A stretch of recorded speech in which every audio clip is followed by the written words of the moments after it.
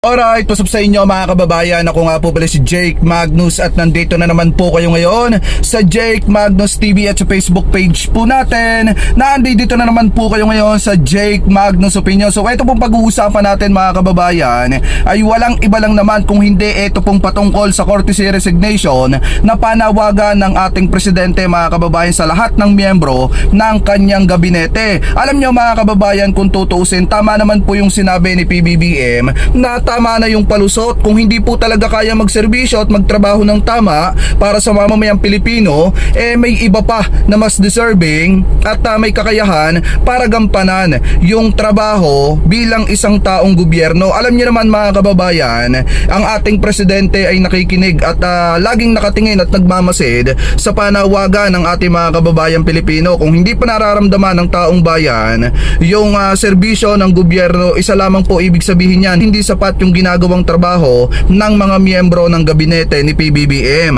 At gaya nga po din ng lagi kong sinasabi, kahit gaano pa kagaling ng presidente, kung ang kanyang mga gabinete ay hindi naman po nakikipagtulungan base sa kanyang layunin, wala po talagang magandang mangyayari mga kababayan sa ating mamamayang Pilipino. At hindi po talaga basta-basta mararamdaman yan ng taong bayan. Lalo na mga kababayan, kung ang presidente lamang ang may vision para pagandahin at ibangon ang pamumuhay ng mga kababayang Pilipino po natin. Alam nyo mga kababayan, sa totoo lang si PBBM napakaganda ng plano at balak sa bansang Pilipinas. Napakaganda ng kanyang vision para sa ikauunlad ng sambayan ng Pilipino. Pero dahil nga mga kababayan, sa nakukulangan pa ang taong bayan sa serbisyo ng gobyerno, kinakailangan po talaga ng presidente na magpalit mga kababayan ng ilan sa kanyang mga miyembro ng kanyang gabinete. Dahil alam naman po natin na ang taong bayan dapat ang mas nasusunod, kasi mamamayang Pilipino ang nagluklok at pumipili mga kababayan sa mga kandidato tuwing nagkakaroon ng eleksyon. At siguro naman mga kababayan,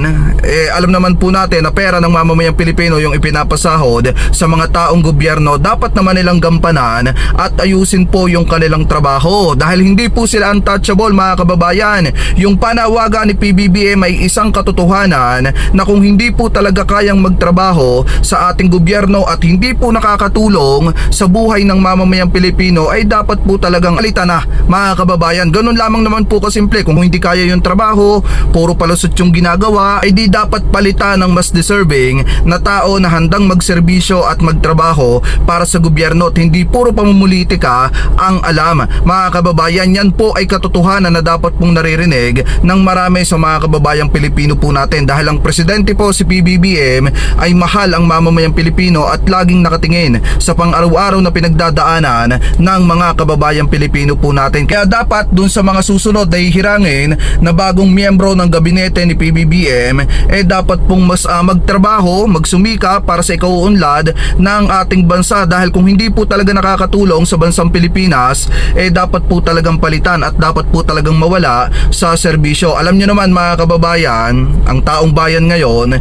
talagang lagi pong nakatingin at nakamasid sa ginagawang trabaho ng ating gobyerno. Tama din naman po yung sinabi ni PBBM sa kanyang podcast na kung hindi po talaga mga kababayan nagiging satisfied ang taong bayan, kung hindi nakakatulong sa mamamayang Pilipino at kung puro anomalya ang ginagawa, kurap doon, kurap dito, dapat po talagang palitan. Kasi nga naman mga kababayan, kita nyo ba yung nangyari kina Vic Rodriguez, na kung saan ilang buwan pa lamang na napapaupo sa kanilang posisyon, nasibak na po dahil nga mga kababayan sa mga ginagawa na hindi po maganda at nasasangkot sa iba't ibang isyo ng anomalya sa ating gobyerno. So dapat po talaga lahat ng mga miyembro ng gabinete ni PBBM na nasasangkot mga kababayan sa mga corruption, di umano, pakitama na lamang po ko kung ako po ay mali, at sa mga hindi magagandang aktibidades, dapat po talagang palitan ng ating presidente mga kababayan. Dapat po talaga na mapalitan ng bago na handang magserbisyo, handang magtrabaho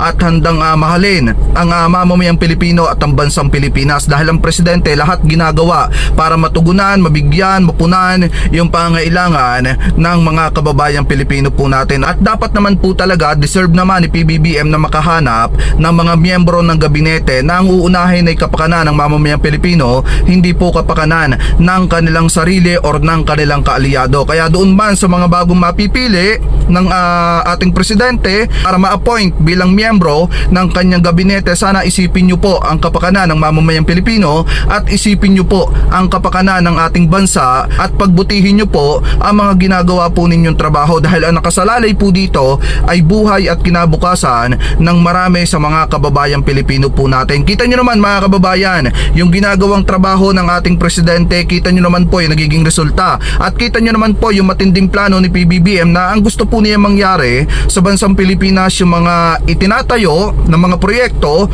yung mga project ng presidente, mga project ng ating gobyerno, dapat po ipang matagalan, hindi yung panandalian, dahil kita nyo naman po kung ano ang nagiging resulta kapag yung trabaho na ginagawa ay pang madalian. Madaling masira din at nasasayang ang pera ng mamamayang Pilipino na ginagamit doon po sa mga proyekto pong yon. Kaya yung panawagan ni PBBM na courtesy resignation sa lahat ng miyembro ng kanyang gabinete ay napakaganda po noon. Kaya wag po kayo magpapapaniwala doon sa mga sinasabi ng mga didishit na wala daw doon sa mga miyembro ng gabinete ni PBBM yung problema. Kung hindi, nasa presidente daw po. Wala po yung katotohanan mga kababayan. Bakit?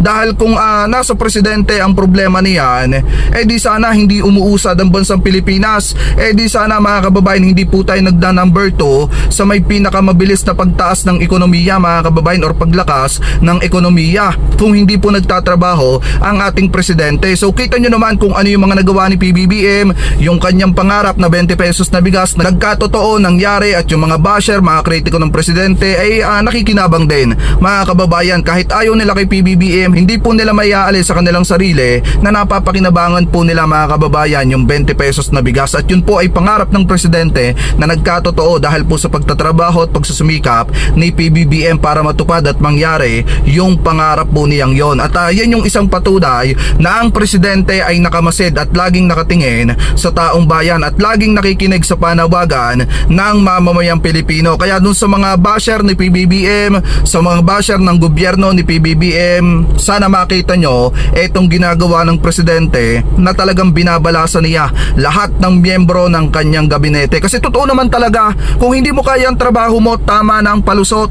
Unahin ang kapakanan ng Pilipino, unahin ang pangunahing pangailangan ng taong bayan, unahin ang bansang Pilipinas, at hindi dapat yung mga kaalyado or pamumulitika yung inuuna. At kung tutuusin yung mga miyembro ng gabinete ni PBBM, hindi po mga untouchable yan. Dapat po talagang palitan yan kung hindi naman talaga nakakatulong sa pag-unlad ng bansang Pilipinas at pamumuhay ng mamamayang Pilipino. Kaya dun sa mga miyembro ng bagong gabinete ni PBBM, sana po unahin nyo ang kapakanan ng taong bayan, unahin nyo ang bansang Pilipinas, at unahin nyo ang mamamayang Pilipino. Ako'y tiwala pa rin mga kababayan sa Marcos administration na mas lalo pa nilang mapapaganda at mapapadali ang buhay ng mamamayang Pilipino at ng bansang Pilipinas, dahil meron po tayong magaling na presidente na laging nakatingin at nagmamasid sa pangunahing pangangailangan ng taong bayan. Kasi biruin nyo, si PBBM, inamin naman niya yung mga pagkukulang niya sa sambayan ng Pilipino kasi nga nakukulangan ng taong bayan. At dahil nakukulangan ng taong bayan, ang kinakailangan ng presidente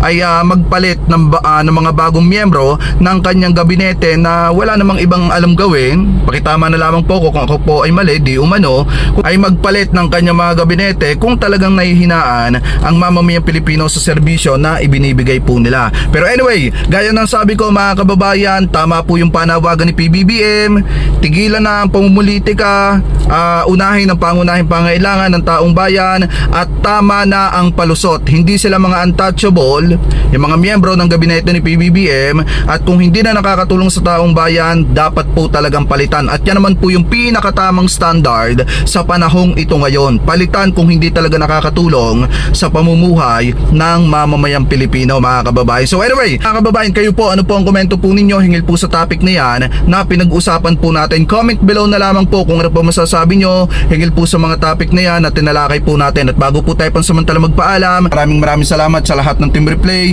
na hindi po nakakalimutan mag-iwan ng inyong mga komento, mag-like ng ating mga video, at mag-subscribe sa ating YouTube channel. Maraming salamat din po sa lahat ng Team Replay na hindi po nakakalimutan na wag po mag-skip ng ating mga ads. Thank you po, ingat po kayo palagi. God bless po, maraming salamat po. Thank you po mga kababayan.